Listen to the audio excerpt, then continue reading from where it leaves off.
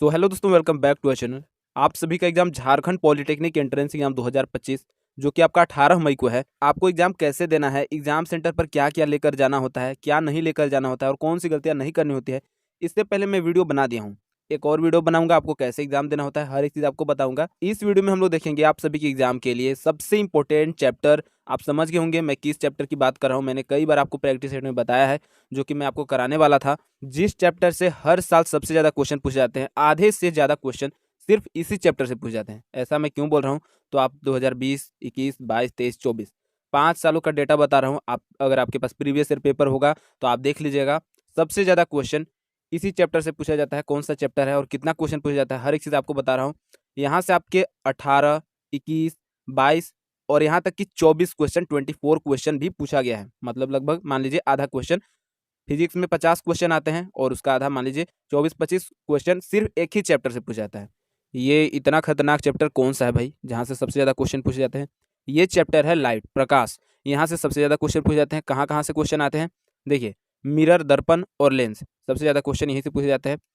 यहाँ से आपके प्रकाश के परावर्तन, अपवर्तन, refraction, reflection, dispersion, scattering of light, मैंने आपको क्वेश्चन भी कराया है, यूट्यूब पे प्रैक्टिस सेट में भी कराया है और साथ ही साथ मैंने मेंबर्स में भी कराए हैं। बहुत सारे आपको वहाँ पर समझाए भी थे। आकाश का रंग नीला क्यों होता है, सूर्योदय के समय सूर्य जो है लाल क्यों दिखाई देता है, हीरा क्यों चमकता है, और जो मिरेज होता है डिजर्ट में, जो मिरेज बनते हैं रेगिस्तान में, ये इसका क्या कारण है। तो सारा कारण आपको पहले करा दिए हैं, बता दिए हैं, बताने की अब जरूरत है नहीं। देखिए, यहाँ से आपके आधे क्वेश्चन ऐसे होते हैं जो कैलकुलेशन, जिनको थोड़ा सा दिमाग लगाना होता है, वैसे क्वेश्चन आपके आते हैं। और आधे क्वेश्चन ऐसे होते हैं जो थ्योरी होते हैं, डायरेक्ट आपको देखना है क्वेश्चन, टिक लगाना है और आगे बढ़ जाना है। ये हो गई बहुत लंबी बातें, अब आगे सुनिए। इस प्रैक्टिस सेट में हम लोग 50 प्रश्न देखेंगे, 50 क्वेश्चन हैं। अब मैं आपको नहीं बोलूँगा कि आप मेंबरशिप ज्वाइन कीजिए, 30 रुपया खर्चा करके आप सारी वीडियो को एक्सेस कीजिए, वो करने की जरूरत नहीं है। लास्ट टाइम में आपको बोल सकता हूँ कि आप ये PDF देख लीजिए, क्योंकि ये बेसिक क्वेश्चन सिर्फ 50 क्वेश्चन है। इतना देखने से आपका कुछ नहीं हो जाएगा। कुछ क्वेश्चन है जो कि आपको देखने को मिलेंगे, बाकी लगभग क्वेश्चन आपको हमारी ये इस ई बुक में दी गई है। इस PDF में मैं आपको बता रहा हूँ, लगभग आधे क्वेश्चन सिर्फ इसी चैप्टर से हैं। मतलब इंपॉर्टेंट क्वेश्चन है। एक बार आप पढ़ोगे, आप इसको देखोगे, लाइन बाय लाइन एक्सप्लेनेशन के साथ दिया गया है। विथ आपको इंग्लिश हिंदी दोनों में दिया गया है, बाइलिंगुअल है, कोई दिक्कत होने वाला नहीं है। 7 दिन में आराम से पढ़ लोगे, क्योंकि देखो एक दिन में अगर आप 50 क्वेश्चन पढ़ते हैं तो इसमें 350 क्वेश्चन है। 7 गुना 5, 7×5 = 35, मतलब 350 क्वेश्चन। ठीक है, इतना तो पढ़ लोगे ना, मैं आपको गारंटी दे रहा हूँ, आसानी से पढ़ लोगे, कुछ करने की जरूरत नहीं है। अब ये 3 दिन के बाद अगर आप हमसे PDF मांगोगे कि हमें दे दीजिए, तो मैं आपको नहीं देने वाला हूँ, क्योंकि आप, मुझे पता है 5-7 दिन में चाहो तो आप पढ़ सकते हो, लेकिन आप पढ़ोगे नहीं, क्योंकि अभी ऐसे ही शादी बारात का मौसम चल रहा है। 2-3 दिन इधर डिस्टर्ब, मतलब लास्ट टाइम में आप ऐसे भी नहीं पढ़ पाओगे। तो उससे अच्छा है, अगर आपको लेना है तो समय रहते ले लो, पैसा वेस्ट नहीं करो। आज, कल और परसों, ये 3 दिन का सिर्फ आपको समय दे रहा हूँ। चाहे तो आप PDF ले सकते हो, डिस्क्रिप्शन में लिंक है व्हाट्सएप चैनल का, व्हाट्सएप आप ज्वाइन करो, वहाँ पे आप हमसे कांटेक्ट करो, आपको वहाँ पर PDF मिल जाएगा। ठीक है, कैसे आपको लेना है आपको बता दिया हूँ, कम्युनिटी पर मैंने पोस्ट कर दिया है। 2 फोटो आपको वहाँ पर, आपको 2 पेज आपको पहले प्रोवाइड किया जाएगा, जिसमें पहला पेज में आपको बताया जाएगा कितना आपको अमाउंट पेड करना है, क्या क्या आपको फैसिलिटी मिलेगी इस PDF में, और दूसरी चीज़ आपको QR कोड मिलेंगे जिस पर आपको पेमेंट करना होगा। उसके बाद आपको 49 का पेमेंट करेंगे, आपको PDF ऑटोमेटिक उधर से सेंड कर दीजिएगा, हमारी टीम आपको दे देगी। और हाँ, अब मेंबरशिप मत ज्वाइन करना। जो प्रीवियस ईयर के वीडियो हैं मैंने उन्हें पब्लिक कर दिया है। प्रीवियस ईयर कहने का मतलब जो बहुत पहले का वीडियो है, लॉन्ग टाइम का वीडियो मैंने पब्लिक कर दिया, प्लेलिस्ट से वहाँ आप देख सकते हैं। वो हालांकि पुरानी वीडियो है, कुछ क्वेश्चन आपके वहाँ से भी आएंगे, वो भी प्रीवियस ईयर के पेपर है। अगर आपके पास नहीं है तो आप देख लीजिएगा, ठीक है। और हाँ, औरो चैनल की तरह इसमें कोई ऑफर नहीं आएगा कि कल 50 में दिया तो आज 20 में दूंगा, ऐसा बात नहीं है। प्राइस फिक्स है, चाहे आप एग्जाम टाइम रहो, एग्जाम टाइम के लाइफ टाइम वैलिडिटी के साथ आपको फिक्स प्राइस में दिया जाएगा। तो आज के प्रैक्टिस सेट का ये पहला क्वेश्चन देखिए, हर एक क्वेश्चन आप देखिएगा, क्योंकि यहाँ से भी क्वेश्चन आपके बनते हैं। छोटे छोटे क्वेश्चन है, ऐसे ही क्वेश्चन देखेंगे। प्रकाश छोटे छोटे कणों से मिलकर बना है, इसे क्या कहते हैं? बेसिक क्वेश्चन से एडवांस क्वेश्चन की तरफ करेंगे। Light is made up of small particles called, उसको क्या कहा जाता है? तो प्रकाश जो होते हैं बिल्कुल छोटे छोटे कणों से मिलकर बने, जैसे परमाणु, ये सब आप पढ़े होंगे ना, सबसे छोटा पार्टिकल होता है। वैसे ही प्रकाश होता है, लाइट, ये भी एकदम छोटे छोटे कणों से मिलकर बना होता है। इस कण को बोला जाता है फोटोन। डी ऑप्शन देखिए, इसका राइट आंसर हो जाएगा। अब ये आपने अगर 10th पास किया हो तो आप नहीं पढ़े होंगे, नया आपको लग रहा है कि फोटोन होता क्या है भाई, ये तो मुझे नहीं पता है। देखिए, जो कैंडिडेट 11-12 पढ़े हैं, फोटोन के बारे में अच्छे तरह से जानते हैं। बाकी इसका लाइन बाय लाइन एक्सप्लेनेशन के साथ आपको हमारी PDF में हर एक चीज़ मतलब बताया गया है। जैसे मैं इस प्रैक्टिस सेट में करा रहा हूँ, क्योंकि समय नहीं है तो हम अपना अगला क्वेश्चन देखेंगे। लेकिन अगर आप पीडीएफ देखोगे तो वहाँ पर हर एक क्वेश्चन को आपको बारीकी से समझाया गया है। फोटोन क्या होता है, फोटोन का क्या फॉर्मूला होता है, हर एक चीज़। जैसे भारत के अभी प्रधानमंत्री कौन है, तो ये क्वेश्चन हो गया। अब उसी में बहुत सारे क्वेश्चन, पहले प्रधानमंत्री कौन थे, दूसरे कौन थे, तीसरे कौन थे, इसी प्रकार के सारे क्वेश्चन आपको वहाँ पर कलर में अलग अलग कलर जहाँ इंपॉर्टेंट है ना उसको कलर कर दिया गया है हर एक क्वेश्चन को, मतलब आप देख लीजिएगा। ठीक है, अगला क्वेश्चन देखिए, next question, question number second. Time लूंगा ही नहीं, अब क्या टाइम बचा है। क्वेश्चन नंबर सेकंड देखिए, प्रकाश तरंग किस प्रकार की तरंग है। What kind of wave is the light wave.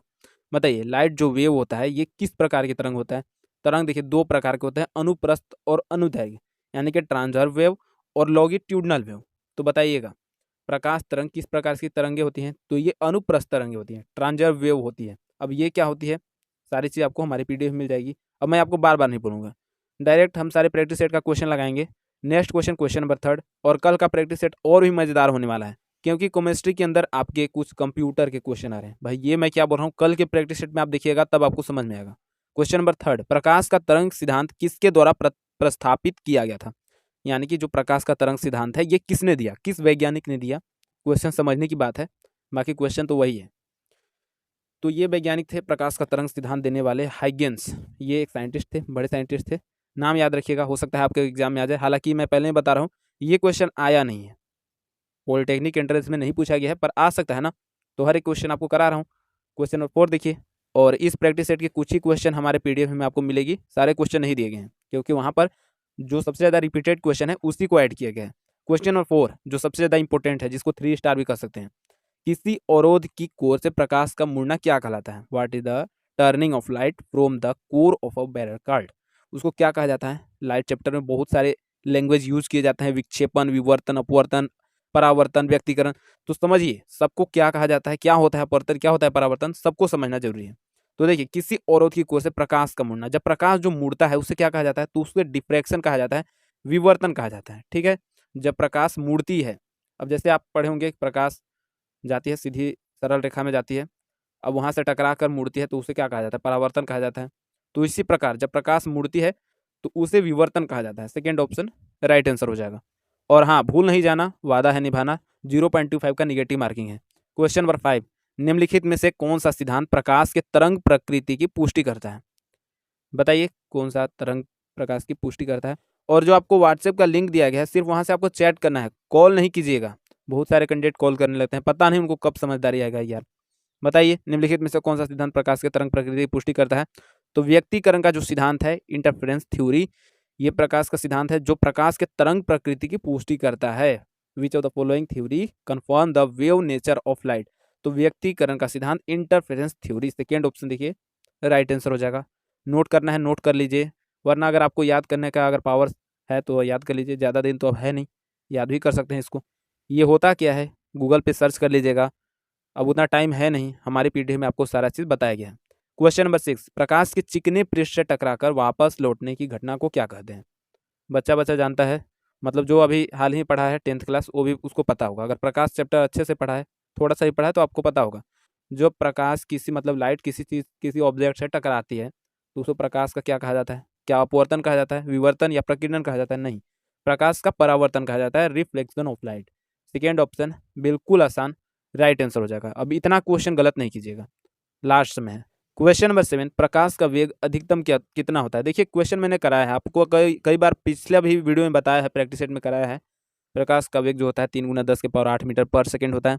और सबसे ज़्यादा जो इसकी स्पीड होती है, the velocity of light is maximum. तो ये मैक्सिमम होती है निर्वात यानी कि वैक्यूम में।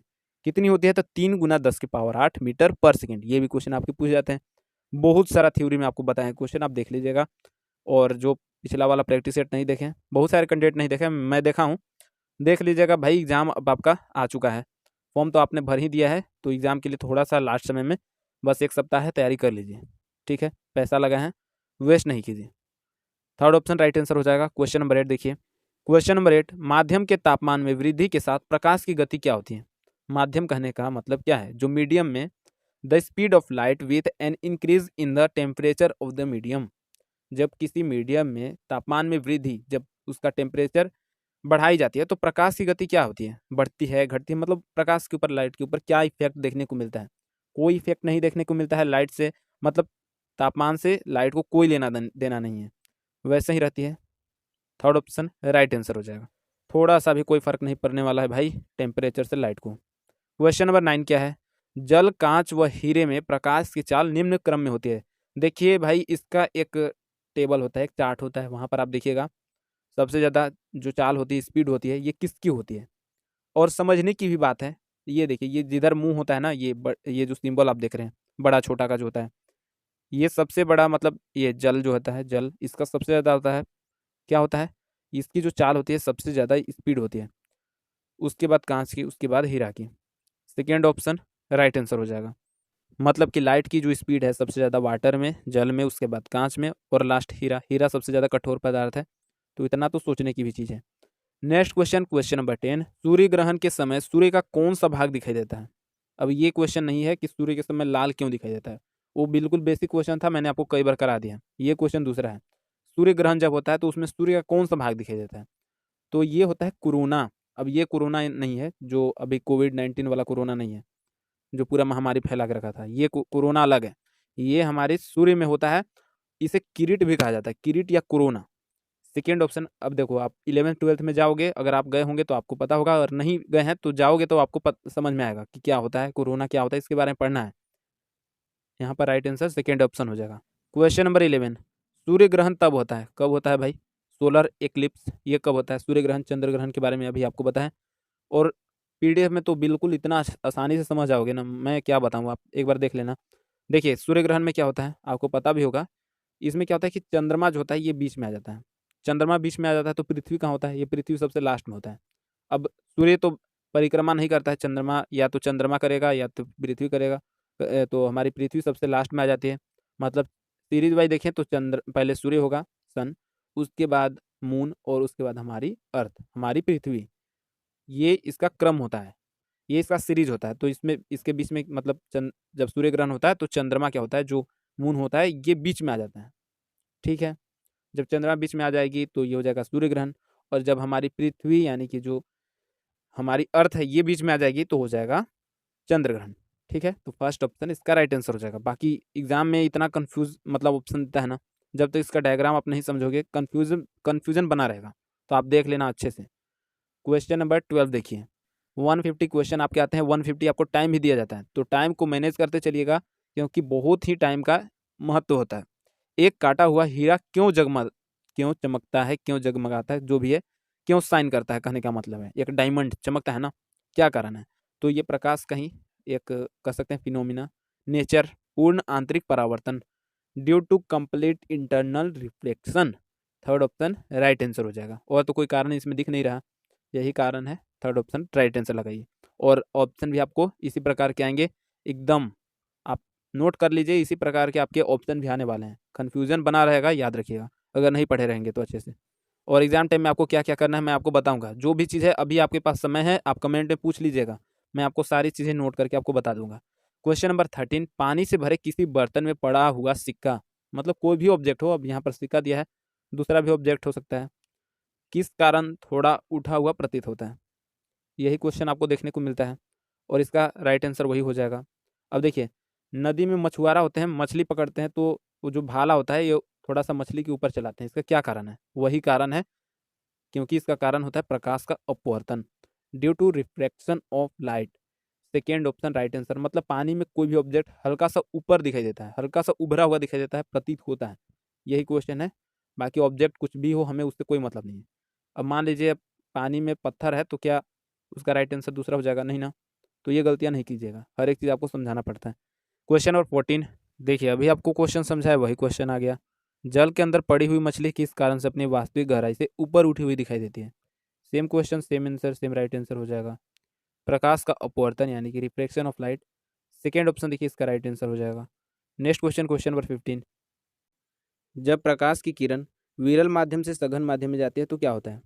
बताइएगा। When a ray of light move from a rare medium to denser medium. जब लाइट जो है ये रेयर मीडियम से डेंसर मीडियम में जाती है तो इसमें क्या बदलाव देखने को मिलता है? तो देखिए, जब विरल माध्यम से सघन माध्यम में जाती है तो यह अभिलंब की ओर झुक जाती है, ओर झुक जाती है, ठीक है। और जब यह सघन माध्यम से विरल माध्यम में जाती है तो ये अभिलंब से दूर हट जाती है। ठीक है। इसका राइट आंसर क्या हो जाएगा? Second option. याद रखिएगा, लाइट चैप्टर है, बैकग्राउंड में भी आपका देखिए लाइट का ही बैकग्राउंड लगा हुआ है। ठीक है, चलिए अगला क्वेश्चन देखिए, क्वेश्चन नंबर 16। क्वेश्चन नंबर 16, इंद्रधनुष वाले क्वेश्चन कई बार कराया हूँ। इंद्रधनुष किस कारण से बनता है, ये आपको पहले बताया भी हूँ कि जो पानी की बूंदें होती है उससे जो सूर्य के प्रकाश किरणें परावर्तित होती है तो उससे 7 कलर अलग अलग रूपों में निकलती है, इसे इंद्रधनुष कहा जाता है और इंद्रधनुष इसी प्रकार से बनता है। तो परावर्तन जो है इसका राइट आंसर होगा। अब यहाँ पर 2 ऑप्शन है, तो इसका दोनों ऑप्शन से जान लीजिए, दोनों ऑप्शन भी आपका एग्जाम में आ सकता है। तो एक अपवर्तन और परावर्तन, ये दोनों इसका रीजन हो सकता है इंद्रधनुष का। तो 4 ऑप्शन है रिफ्लेक्शन एंड रिफ्लेक्शन। इंग्लिश में देखिए आपको हिंदी में कंफ्यूज करा सकते हैं ऐसे वर्ड, अपवर्तन, परिक्षेपण, प्रकीर्णन, पता नहीं क्या क्या हिंदी में यूज किए जाते हैं। इंग्लिश में समझिए रिफ्लेक्शन एंड रिफ्लेक्शन। 4 ऑप्शन देखिए इसका राइट आंसर हो जाएगा। Next question, question number 17। देखो लास्ट में क्वेश्चन रिपीट हो रहा है। मृग मरीचिका मिरेज बनाने वाली परिघटना ये क्या कहलाती है, ये क्यों कहलाती है नहीं, ये किस प्रकार से, मतलब लाइट के किस फिनोमेना के चलते बनती है।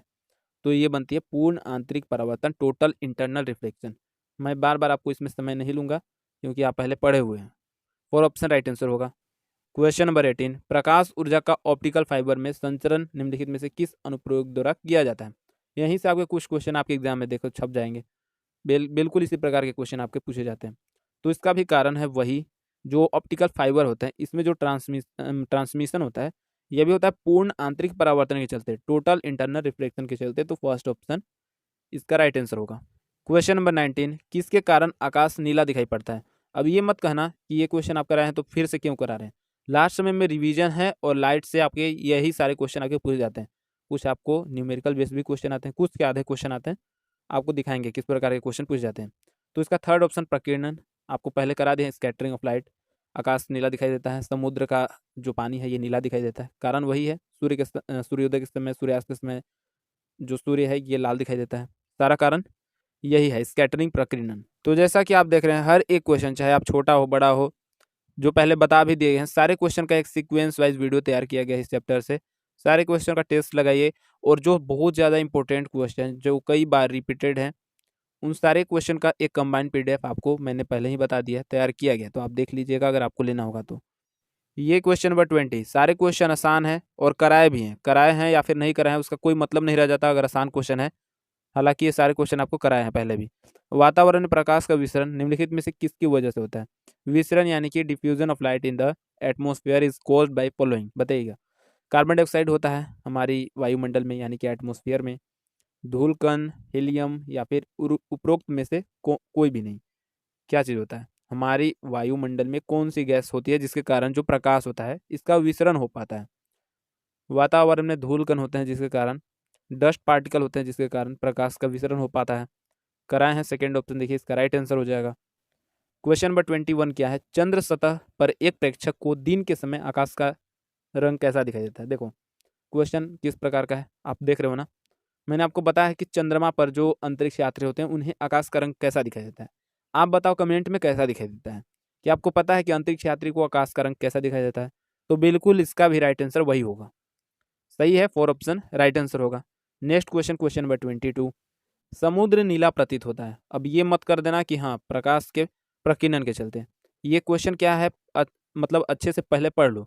अधिक गहराई के कारण, आकाश के परावर्तन तथा जल के कणों द्वारा प्रकाश के प्रकीर्णन के कारण, जल के नीले रंग के कारण, या फिर जल की ऊपरी सतह के कारण। देखो प्रकाश के प्रकीर्णन के कारण, सेकेंड ऑप्शन, आकाश के परावर्तन तथा जल के कणों द्वारा प्रकाश के प्रकीर्णन के कारण। मतलब बात सेम ही है, ऑप्शन भी सेम, बस आपको पढ़ने की जरूरत है, क्वेश्चन को अच्छे से समझने की जरूरत है। सेकेंड ऑप्शन इसका राइट आंसर हो जाएगा। ऐसे ही क्वेश्चन को लेंदी करके घुमा कर देगा। क्वेश्चन नंबर 23, सूर्योदय और सूर्यास्त के समय वायुमंडल में लालिमा, लालिमा यानी कि लाल, रेडनेस, ये किस कारण छा जाती है। प्रकाश के अपवर्तन, परावर्तन, परिक्षेपण, या फिर प्रकीर्णन, किस कारण से लाल होती है। सनराइज, सनसेट, पता है ना, बताइएगा क्या होगा इसका। वही बात है, प्रकाश के परावर्तन के चलते। सेकेंड ऑप्शन राइट आंसर हो जाएगा। सूर्योदय और सूर्यास्त के समय वायुमंडल में लालिमा जो छाती है। क्वेश्चन क्या है ध्यान से समझिए, प्रकाश जो लालिमा बनती है, रेडनेस, ये किस कारण से बनती है। तो ये बनती है प्रकाश के परावर्तन के चलते। अब सूर्योदय और सूर्यास्त के समय जो सूर्य है ये लाल क्यों दिखाई देता है, तो इसका कारण हो जाएगा प्रकाश के प्रकीर्णन के चलते। क्वेश्चन में ऑप्शन में अंतर है, ठीक है, इसका सेकेंड ऑप्शन राइट आंसर हो जाएगा। क्वेश्चन नंबर 24, इंद्रधनुष यानी कि रेनबो में किस रंग का विक्षेपण अधिक होता है। तो आपको पता है कि इंद्रधनुष जो होता है ये 7 कलर से मिलकर बनता है। जैसे हमारी व्हाइट लाइट होती है ये भी 7 कलर से मिलकर बनती है। और मैंने आपको ट्रिक भी बताया, विबग्योर के बारे में बताया है। तो इसमें जो बैंगनी कलर होता है, पर्पल जो होता है, ये इसका जो विक्षेपण होता है इस कलर का, यानी कि इस कलर का जो डिफ्लेक्शन होता है ये सबसे ज़्यादा होता है। तो सबसे कम किसका होता है? तो विबग्योर बेनिजापिनारा, तो लाल का सबसे कम होगा, बैंगनी का सबसे ज़्यादा। तो फर्स्ट ऑप्शन इसका राइट आंसर हो जाएगा। ठीक है, देखो ये लास्ट क्वेश्चन है, क्वेश्चन नंबर 25। अभी और भी आगे क्वेश्चन है। साबुन के पतले झाग, जो साबुन के झाग बनते हैं इसमें चमकदार रंग बनते हैं।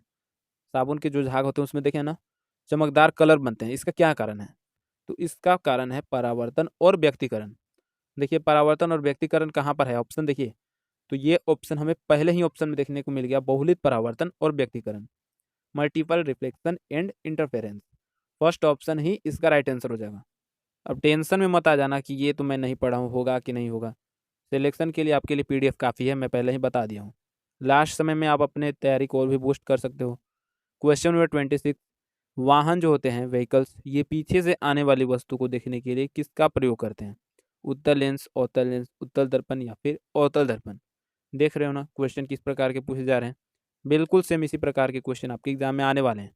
और मैंने आपको एक क्वेश्चन बताया है, ऐसा नहीं कि ये क्वेश्चन नहीं कराया है। आप सही सही बताओ, अगर आपने पहले वीडियो देखा है तो मैंने कराया है फिर नहीं कराया है? कराया है ना? तो राइट आंसर बता दो, इसका राइट आंसर क्या होगा? बिल्कुल सही, राइट आंसर इसका थर्ड ऑप्शन ही होगा।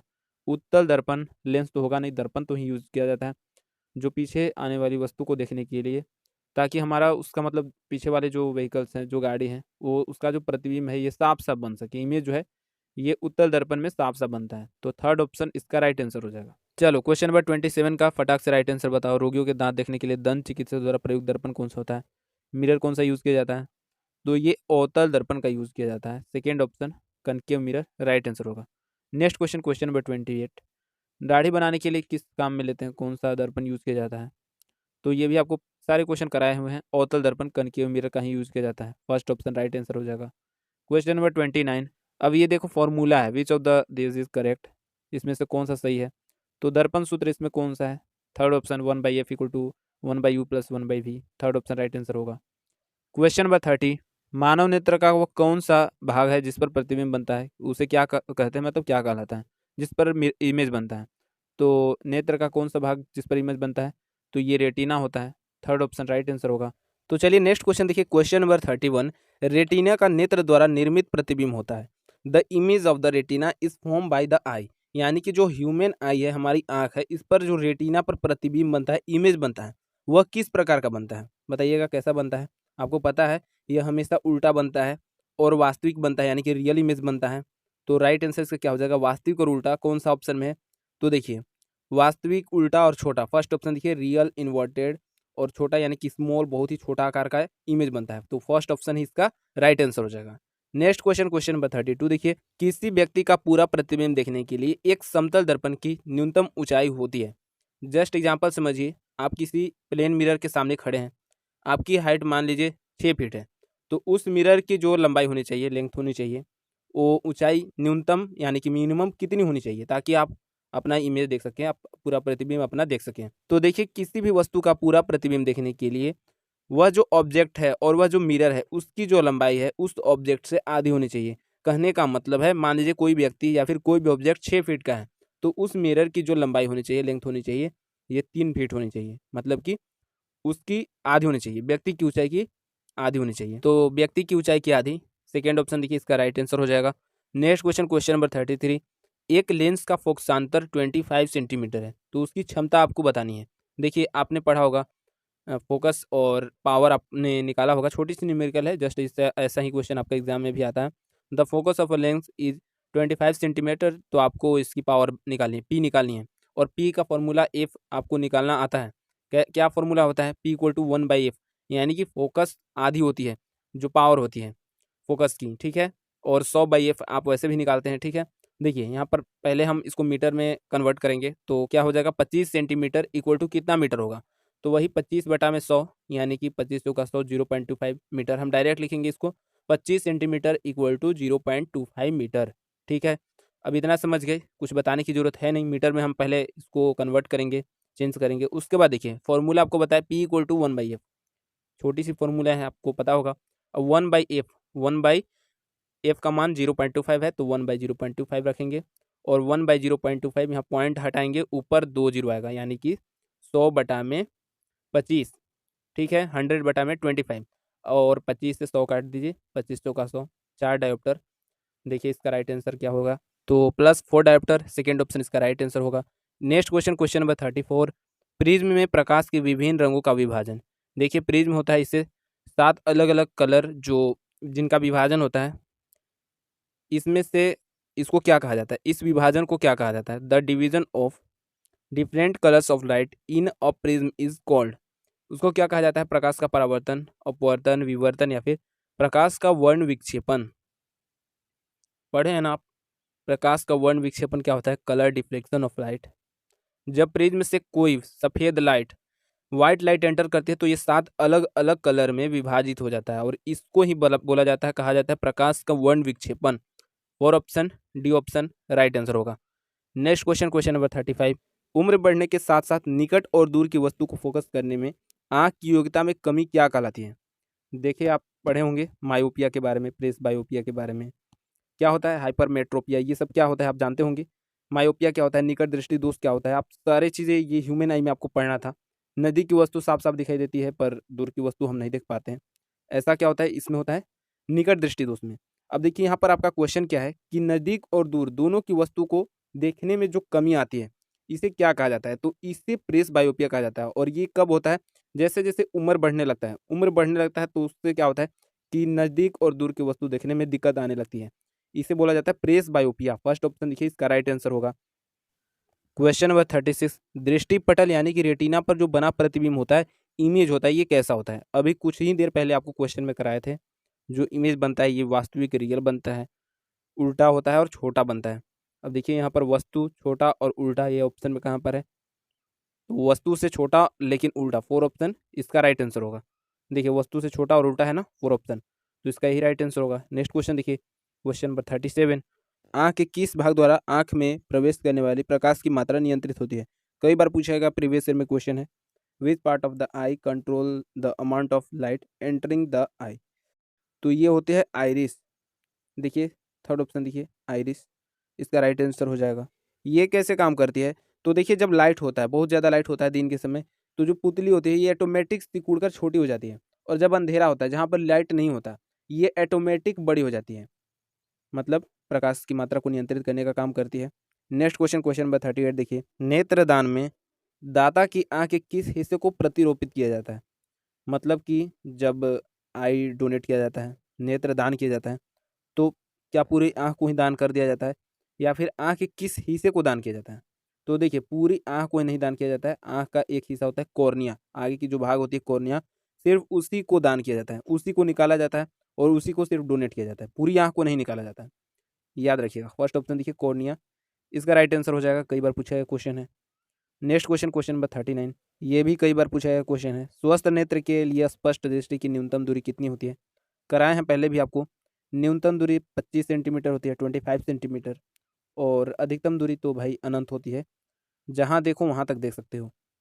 ठीक है, नेक्स्ट क्वेश्चन देखिए 40 नंबर क्वेश्चन क्या है, निकट दृष्टि दोष के लिए रोग मुक्ति होती है। कहने का मतलब जो निकट दृष्टि दोष से पीड़ित व्यक्ति होता है, मायोपिया, उसके लिए क्या इलाज किया जाता है, कौन से लेंस यूज करने की सलाह दी जाती है डॉक्टर के द्वारा।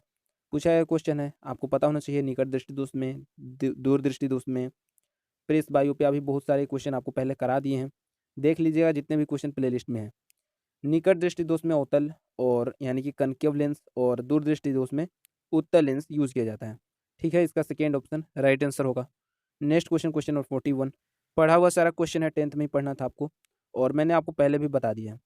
अब बताइए, जरा दृष्टि दोष यानी कि प्रेस बायोपिया के उपचार के लिए, ट्रीटमेंट के लिए कौन सा लेंस यूज करना चाहिए। तो इसके लिए वाई फोकल लेंस यूज करना चाहिए, वाई फोकल लेंस, 4 ऑप्शन देखिए, इसका राइट आंसर होगा। निकट दृष्टि दोष में अवतल लेंस और दूर दृष्टि दोष में उत्तल लेंस यूज किया जाता है। ठीक है, कनकेव लेंस, कन्वेक्स लेंस याद रखिएगा। क्वेश्चन नंबर 42, विकिरण की कण प्रकृति की पुष्टि किसके द्वारा की जाती है। मैंने आपको पहले बताया है प्रकाश विद्युत प्रभाव के बारे में, फोटो इलेक्ट्रिक इफेक्ट। जब किसी धातु की सतह पर, जो मेटल की सतह होती है, उस पर जब इलेक्ट्रॉन आती है तो इसे बोला जाता है प्रकाश विद्युत प्रभाव, photo electric effect. The particle nature of radiation is confirm by whom, तो इससे रेडिएशन निकलता है बाहर और इसी को बोला जाता है प्रकाश विद्युत प्रभाव, photo electric effect. Second option right answer होगा। पढ़े ना, 12th में आपको पढ़ना था इसके बारे में। नेक्स्ट क्वेश्चन देखिए 43, क्वेश्चन नंबर 43 क्या है? तारों का टिमटिमाना किस कारण से होता है? बिल्कुल आसान क्वेश्चन, वायुमंडलीय अपवर्तन के कारण होता है। तारों के प्रकाश के वायुमंडलीय अपवर्तन। थर्ड ऑप्शन देखिए इसका राइट आंसर हो जाएगा, जिससे कि तारे टिमटिमाते हैं। तारों से आने वाला जो हवा है इधर उधर होता रहता है और इस बीच हमें जो तारे हैं टिमटिमाते हुए, ब्लिंक करते हुए दिखाई देते हैं और ये वायुमंडलीय अपवर्तन के कारण होता है। क्वेश्चन नंबर 44, उत्तल दर्पण द्वारा बनने वाला प्रतिबिंब कैसा होता है? देखिए याद रखिए, हमेशा याद रखिए, उत्तल दर्पण जो होता है यानी कि कन्वेक्स मिरर होता है, इससे हमेशा जो प्रतिबिंब बनता है, इमेज बनता है, वर्चुअल एंड, ये इरेक्ट होता है ना, सीधा इसको क्या बोलते हैं? वर्चुअल एंड इरेक्ट, हमेशा आभासी और सीधा बनता है। फर्स्ट ऑप्शन देखिए राइट आंसर होगा। याद रखिएगा, बहुत बार पूछा जाता है क्वेश्चन, उत्तल दर्पण अवतल दर्पण, यहाँ से आपके प्रतिबिंब से रिलेटेड बहुत सारे क्वेश्चन बनते हैं। चलिए क्वेश्चन नंबर 45 देखिए, जब कोई किरण उत्तल लेंस के मुख्य अक्ष के समानांतर आपतित होती है तो अपवर्तित किरण किससे होकर गुजरेगी?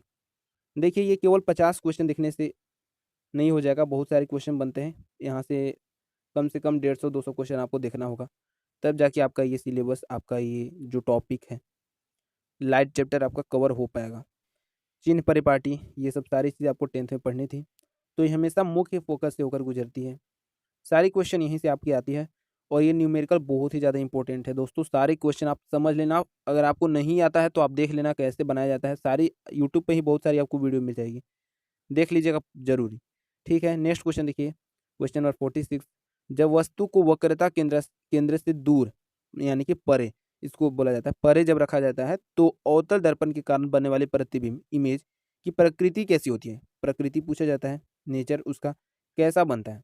बहुत सारे क्वेश्चन बनेंगे आपको, सिर्फ यही से नहीं, और मैंने ये सारे क्वेश्चन आपको पीडीएफ में ही दे दिए हैं। तो देखिए इससे जो, जब परे रखा जाता है, वक्रता केंद्र से दूर रखा जाता है, तो इस प्रकार जो बना प्रतिबिंब होता है, प्रकृति होती है, ये हमेशा वास्तविक और उल्टा होती है। अब मैं आपको डायग्राम के चलते सारी चीज़ आपको पीडीएफ में दे दिया हूँ, हर एक चीज़ को आप बारीकी से समझ पाओगे कैसे बनती है, किस प्रकार से बनती है। तो आप देख लीजिएगा, वास्तविक और उल्टा, real and inverted, first option इसका राइट आंसर होगा। क्वेश्चन नंबर 47 क्या है? अवतल दर्पण की वक्रता जो त्रिज्या है यानी कि r इक्वल टू 30 सेंटीमीटर है। अब आपको बताया ना, कार्तीय चिन्ह परिपाटी, जहाँ से बहुत सारे क्वेश्चन पूछे जाते हैं, ये आपको 10th में पढ़ना था। अब इसके अनुसार इसकी फोकस दूरी किसके रूप में व्यक्त की जाएगी? ऑप्शन देखिए क्या है, 30, 50, 30 होगा, 15 सेंटीमीटर होगा, 30 सेंटीमीटर होगा, या फिर 15 सेंटीमीटर माइनस में होगा। देखिए क्वेश्चन आपका इसी प्रकार से, इसी प्रकार के ऑप्शन भी आप कहेंगे। अब आपको बताना है कैसे इसको निकालते हैं, हमने आपको कई बार बताया भी है, ये क्वेश्चन हार्ड नहीं है। वक्रता त्रिज्या r इक्वल टू 30 सेंटीमीटर है, तो हम फोकस इसका कैसे निकालेंगे? आपको आता है ना, ये मैंने आपको बताया है कि वक्रता त्रिज्या जो होती है फोकस दूरी जो होती है वक्रता त्रिज्या की आधी होती है। मतलब कि r इक्वल टू a/2 यानी कि 30/2 हो जाएगा। 30/2 कितना होगा? तो ये हमेशा 15 सेंटीमीटर होगा, और 15 सेंटीमीटर क्योंकि अवतल दर्पण है तो ये हमेशा माइनस में होगा, और यहाँ माइनस 15 सेंटीमीटर, 15 सेंटीमीटर 4 ऑप्शन में दिया गया है, राइट आंसर हो जाएगा। आगे क्वेश्चन देखिए, बस ये क्वेश्चन में और कुछ नहीं है, यही क्वेश्चन पूछा जाएगा। क्वेश्चन नंबर 48 क्या है? 15 सेंटीमीटर फोकस दूरी के अवतल दर्पण से कोई बिंब 25 सेंटीमीटर दूरी पर रखा गया है, प्रतिबिंब की स्थिति और प्रकृति आपको बताना है। देखिए ये क्वेश्चन आपने 10th में कई बार बनाया है, बिंब, प्रतिबिंब, प्रकृति, ये सारे क्वेश्चन आपने पहले बना चुके हैं। कैसे फोकस निकालते हैं, कैसे बिंब निकालते हैं, यू भी एफ कैसे निकाला जाता है, एक न्यूमेरिकल यहाँ से आपके पूछे जाएंगे, कई बार पूछा जाता है, हो सकता है इस बार भी आपके पूछे जाएंगे, तो आप इसको बनाना आपको पड़ता है। कैसे बनाना होता है? तो पहले हम लिखेंगे जो जो चीज़ आपको न्यूमेरिकल में दिया गया है, जैसे कि यहाँ पर 15 सेंटीमीटर फोकस दूरी दिया गया है, 25 सेंटीमीटर यहाँ पर बीम दिया है, यानी कि जो दूरी है ये दिया गया है।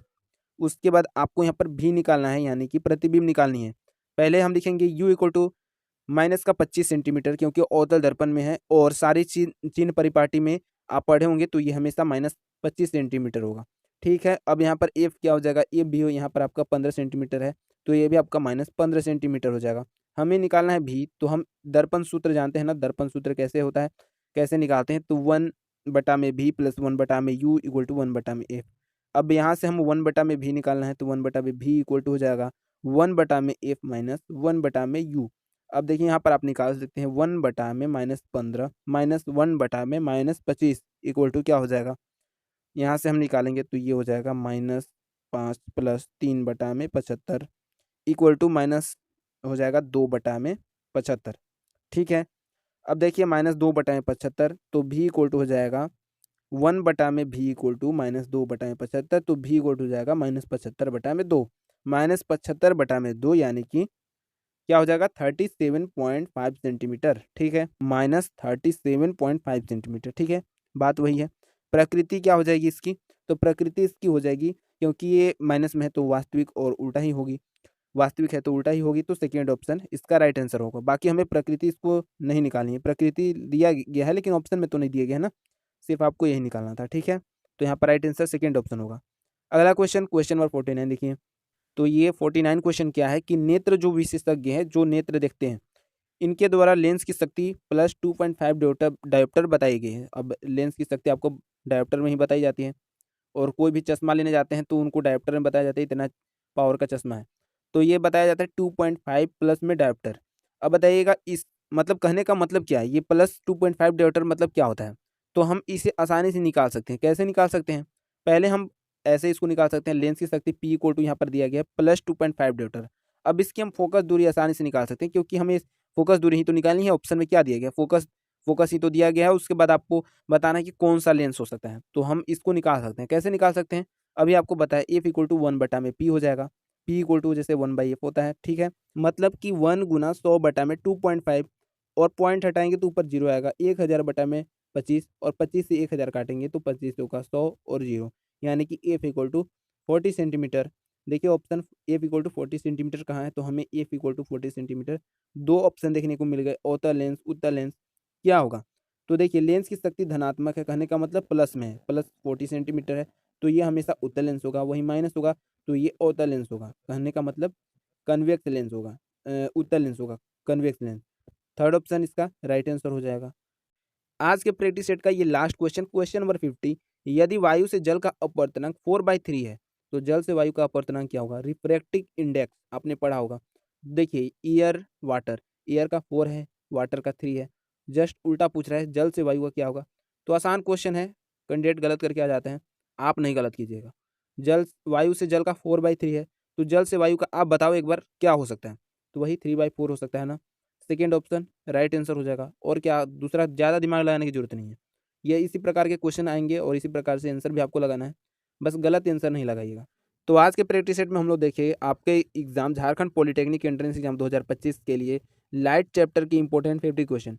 ये 50 क्वेश्चन क्या सिर्फ 50 क्वेश्चन से आपके एग्जाम में हो जाएंगे, नहीं, ये 50 क्वेश्चन से नहीं होंगे, क्योंकि यहाँ से आपके कम से कम 200 250 क्वेश्चन 250 क्वेश्चन करेंगे, तब जाके एक सेफ स्कोर माना जाएगा। इतने क्वेश्चन आप कैसे कर सकते हैं, तो हमारी PDF से आप आसानी से कर सकते हैं। न्यूमेरिकल आप कर सकते हैं, यहाँ से बहुत सारे क्वेश्चन आप न्यूमेरिकल बेस में आते हैं।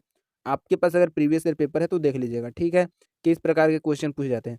बाकी हमने प्रैक्टिस सेट जो भी करा है आप देख लीजिएगा। फिर से मिलते हैं नेक्स्ट वीडियो में, अभी के लिए बस इतना ही, धन्यवाद।